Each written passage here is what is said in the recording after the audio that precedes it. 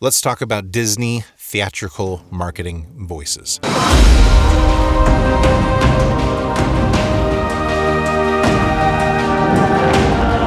It used to be very bright and bubbly in the animation days and the late 80s, 90s, early 2000s. It was something like this. It's a journey to the other side to find his place in this one. Disney Pixar's Coco, Thanksgiving.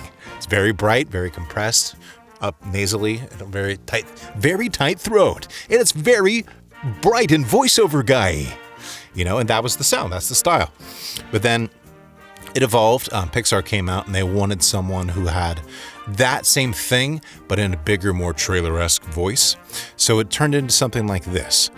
It's a journey to the other side to find his place in this one. Disney Pixar's Coco, Thanksgiving. So it has all the attributes.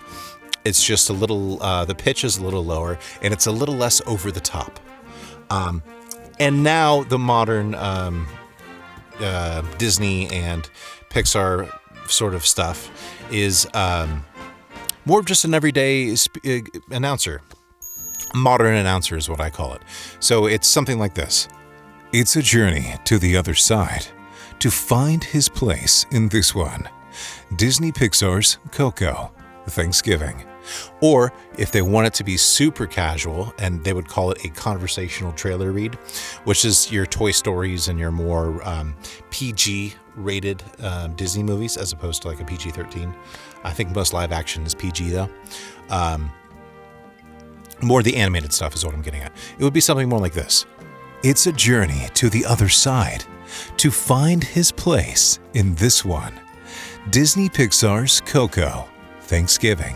You can see I really, I didn't go all the way down here with it. I kept it very close to my speaking voice, but I just put a little bit of the voiceover guy, just a sprinkle of the voiceover guy on there. So the studios and people on television still know that it's a professional voiceover guy, but he's a very relatable announcer. And then for the Marvel stuff, you would get back into the growl. The Marvel, it's their action movies. You're more, there's more punch to it, and it would be something more like this. Now from Marvel, it's a journey to the other side to find his place in this one. Disney Pixar's from Marvel Studios, Coco, this Thanksgiving. So it's got that punch, and it's got the growl, and it's got the roll, and it's got rumble is the technical term you would use for that. So cool. So that's the history of Disney and the Disney voice style reads. I don't mind the original one. I like the hype and the warmth that those reads would give to an audience, the way you would feel, because it had its own signature sound, and like, hey, I'm about to watch a Disney trailer. I think if I were to create a voice, let's see what I would do if I want, because what I'm trying to get at is bringing back that old style, but with like a modern flair. Does that make sense? Let me just see what I would do with it. Let's see.